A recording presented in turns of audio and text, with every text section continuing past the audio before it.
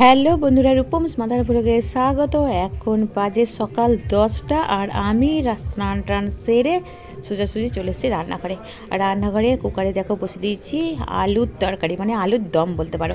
তো কুকারেই বসে দিচ্ছি কারণ সময় একদমই নেই। এদিকে মটরশুঁটি দিয়ে দিলাম, মটরশুঁটি আলু টমেটো ধনেপাতা সমস্ত কিছু দিয়ে আলুর দম কিন্তু এখন ভীষণই ভালো লাগে, তাই না? তো কুকারেও কিন্তু ভালো লাগে। তো দেখো একবারে চাপিয়ে দিলাম।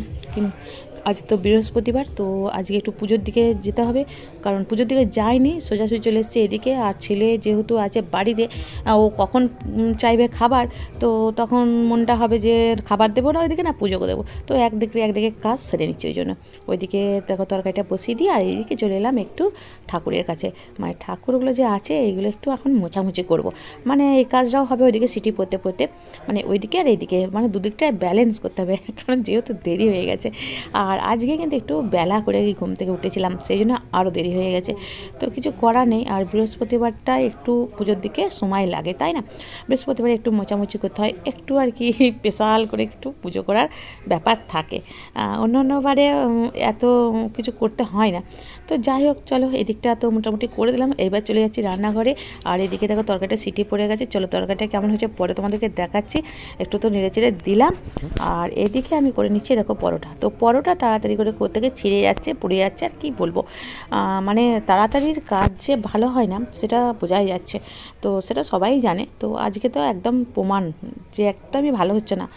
তো এদিকে তরকারিটা দেখছি একটু জল জল হয়ে গেছে, মানে আলুর দমটা যে একটু শুকনো শুকনো হলে ভালো লাগে, তো জল জল হয়ে গেছে। তো জল জল হলেও তরকারিটা কিন্তু খুবই ভালো হয়েছিল। পরে খেয়ে দেখেছিলাম কিন্তু খুব টেস্টি হয়েছিল। তো দেখো আমার ছেলেকে দিয়ে দিচ্ছি তরকারি আর পরোটা দুটো। আর তার সঙ্গে কী বলো তো, আমাদের হচ্ছে যে জলখাবারবেলায় বলো আর রাত্রিবেলা বলো, রুটি পরোটা খেতে গেলে পরে একটু মিষ্টির দরকার আর কি। তো একটা লাড্ডু নিয়ে নিলাম, তো লাড্ডুই ছিল, অন্য মিষ্টি নেই, বোঁদে আছে, বোঁদে নেবে না।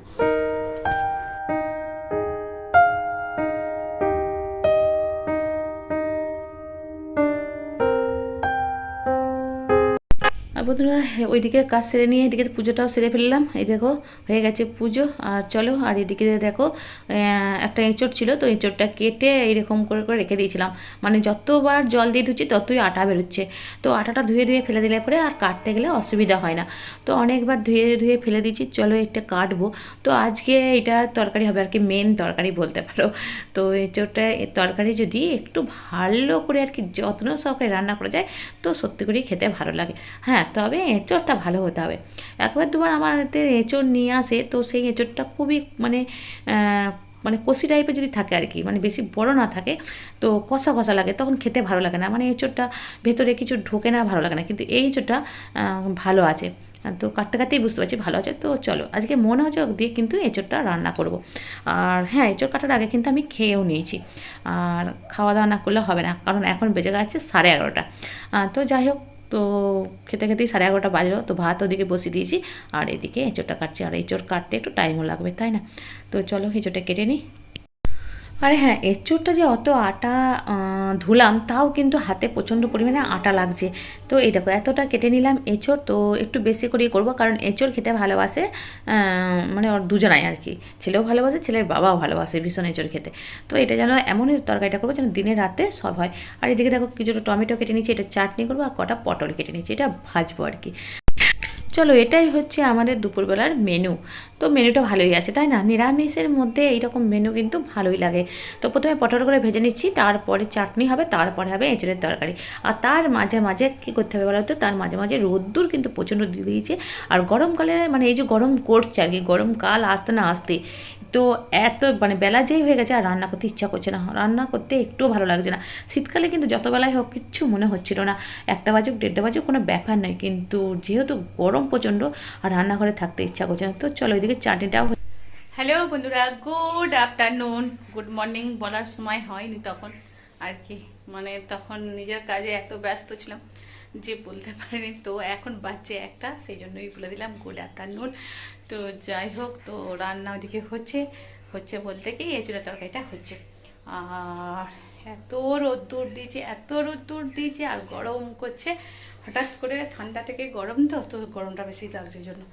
তো বৃষ্টি হবে বলছে, বৃষ্টি হবে। তো যাই হোক দেখা যাক বৃষ্টি হয় কিনা। বৃষ্টি হলে নাকি লাগাতার হবে আর কি, 2-3 দিনের শুনছি। তো দেখা যাক কী হয় না হয়। আর চলো, এদিকে আছে অনেক কাপড় জামা, প্রথমে কাপড় জামাগুলো নিয়ে আসি, তারপরে তরকারিটা একটু নামাবো। তারপরে তো আছে এক্সট্রা এক্সট্রা এক্সট্রা এক্সট্রা কাজ আর কি, মানে টুকটাক যেসব কাজগুলো থাকে, গ্যাস মোছা বলো, রান্নাঘর মোছা বলো, তো মেয়েদের যেসব কাজ থাকে, যেসব আর কি, কাপড় জামা গোছানো বলো, তো এইসব। আর বাবু মানে গেছে,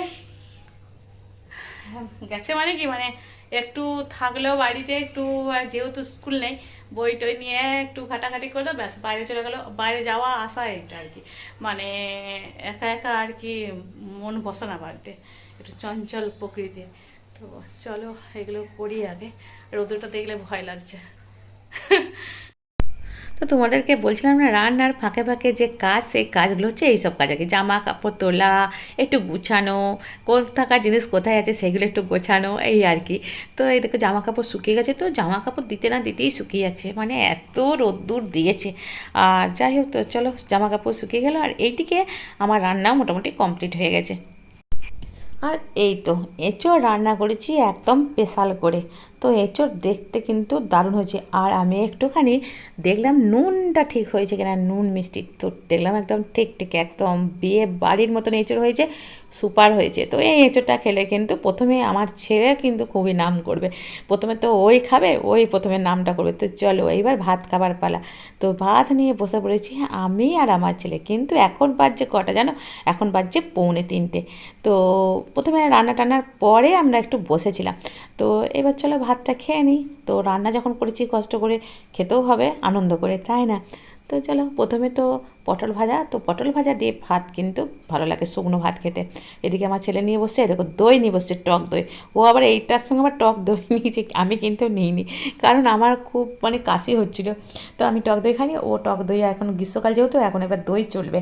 তো যাই হোক, চলো এঁচোড়টা খেয়ে দেখি কেমন হয়েছে।